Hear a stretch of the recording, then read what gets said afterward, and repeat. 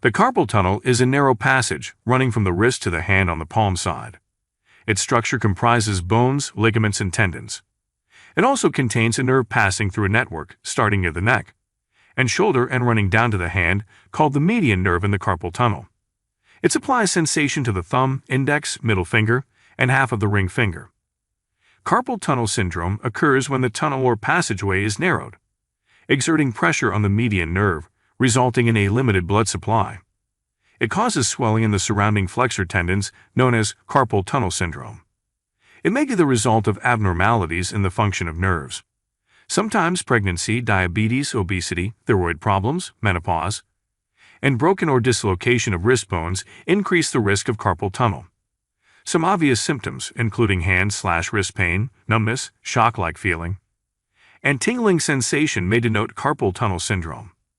The person may also feel feebleness and decreased hand deftness. Here are a few techniques that may help treat carpal tunnel syndrome. Number 1. Avoid repetitive movements. Carpal tunnel sets off when you keep your wrist and hands in the same position for a longer period. Professional artists who engage in repetitive movements, such as typing on a computer keyboard, holding a phone during calls or texting, and playing the piano, are more prone to carpal tunnel syndrome. These movements, when repeatedly performed, contribute to the development of carpal tunnel in the first place. It exerts pressure around the tendons in the median nerve, leading to significant swelling, thickening, or irritation. As a result, people with jobs or hobbies requiring the use of vibratory tools are at greater risk of developing CTS symptoms. Avoiding repetitive hand and wrist movements, stretching your hands and wrists, or taking breaks during these activities may help treat carpal tunnel syndrome. Your physician may suggest lowering your force while typing or using an ergonomic computer mouse to reduce pressure. Number 2. Practicing good posture. Watch your posture while working in offices and avoid repetitive movements which worsen the symptoms. Even keeping your wrist bent upwards or down also cause numbness. Keep your shoulder blades straight to prevent a chain reaction. That makes the symptoms of wrist problems even worse. Placing the wrist or hand in a relaxed or neutral position helps relieve pain. It is better to relax your grip on pens or other instruments during working hours. Number 3. Avoid awkward sleeping positions. Sleeping position is a primary cause of wrist deviation, which elevates pressure on the carpal tunnel.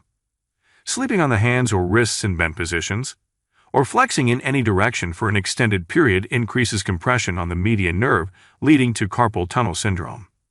The best position during carpal tunnel is to sleep on your back, which reduces the pressure from your wrists, shoulders, or hands and helps ease the pain. Number 4. Placing pillow. It may be difficult or uncomfortable to avoid sleeping on one side or the back for the whole night.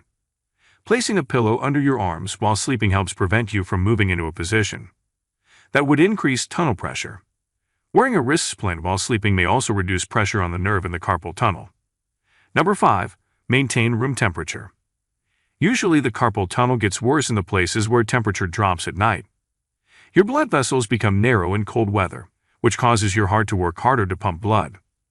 The decreased blood flow in your hands and wrists can worsen symptoms of arthritis and carpal tunnel syndrome.